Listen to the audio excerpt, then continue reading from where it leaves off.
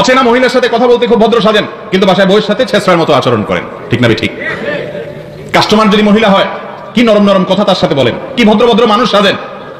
ফোনে অন্য মহিলার সাথে কথা বললে কত ভালো সাজেন, নিজের স্ত্রীর সাথে ব্যবহার খারাপ করেন। অথচ আপনার ব্যবহার সবচেয়ে ভালো পাওয়ার হক আপনার মা বাবার পরে আপনার স্ত্রী, তার চাইতে বড় হক আর কারোর হতে, কোনো কাস্টমারের অপরিচিত মানুষের হতে পারে না। এই একটা জায়গায় আমাদের অনেকের ত্রুটি আছে। যেটা বললাম মহিলাদের কথা, একই কথা পুরুষদের ক্ষেত্রে প্রযোজ্য। অনেক পুরুষ আছে, দাড়ি আছে, টুপি আছে, নামাজ রোজা আছে, জুব্বা আছে, উনি আলেম মানুষ, হুজুর মানুষ, ইমাম সাহেব, হাজী সাহেব, গাজী সাহেব, সভাপতি সাহেব, সেক্রেটারি সাহেব, বক্তা সাহেব, শ্রোতা সাহেব, সব সাহেব ঠিক আছে, কিন্তু নিজের স্ত্রীর সাথে ব্যবহারটা ভালো করে না।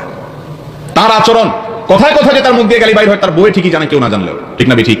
এই জন্য নবী করিম সাল্লাল্লাহু আলাইহি ওয়াসাল্লাম বলেছেন, তোমার চরিত্র ভালো কি মন্দ এটার সার্টিফিকেট দিবে তোমার স্ত্রী।